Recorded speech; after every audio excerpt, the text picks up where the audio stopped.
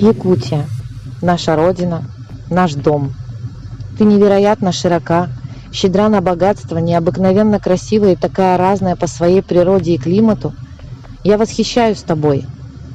Но до чего же ты коварна и беспощадна для тех, кто родился на твоей земле, но оказался никому не нужным, для тех, кто покорным молчанием борется со всеми испытаниями, что ты для них уготовила. Равнодушие и жестокость, скупость и коварство властвующих тобой людьми давно вычеркнуло их как понятие живое и одушевленное, умеющее чувствовать и любить. Их жизни ничего не значат, и приговор один – убить.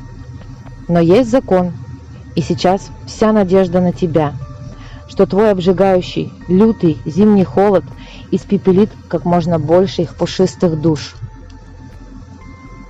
Якутия. Как бы нам хотелось, чтобы население твое не было таким холодным, как твоя зима, ведь ты так славишься своим жарким летом. Якутяне, люди, очнитесь, они живые, они так же, как и вы, испытывают страх и боль, любовь, грусть и отчаяние. Они нуждаются в еде, воде, тепле, общении, заботе, любви, ласке, крыше над головой. Да просто право на жизнь, в конце концов. Мы – небольшая семья волонтеров. Многие считают нас странными, помешанными, а кто-то даже мошенниками. Думают, это огромная глупость. Думают, что слишком много времени мы тратим на это дело, слишком много денег, которые лучше можно было потратить на что-то полезное. Чаще всего это говорят люди, которые побоятся испортить салон своего авто, помогая собаке, сбитой на дороге.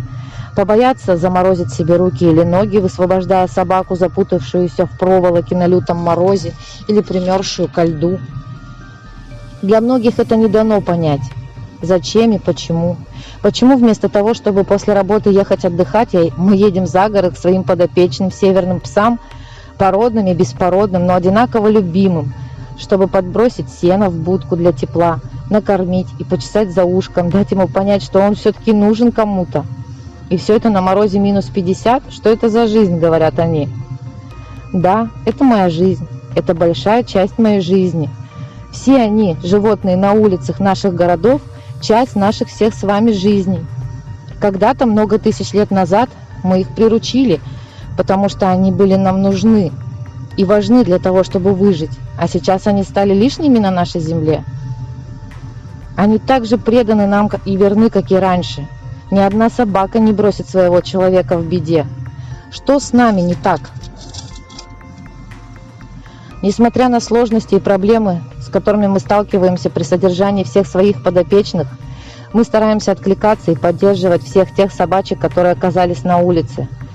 Сейчас зима в Якутии во всей своей суровости проверяет нас и всех бездомышей на выносливость. Морозы все крепчают, туманы все гуще. Я знаю, что есть много неравнодушных судьбам бездомных животных в Якутии и в других городах и странах.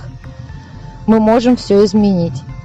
А если даже не все, мы можем спасти чью-то маленькую жизнь, а может быть и не одну. Да, они молчат, но в каждом из них, в каждом взгляде можно увидеть, что они ждут, они все еще нас ждут. Когда же мы поможем им? Когда же мы опомнимся? Сейчас все наши подопечные и многие другие собаки, что живут на улице, очень нуждаются в сене. Сено нужно на протяжении всей зимы. Финансово это очень тяжело, поэтому мы создали этот пост о помощи.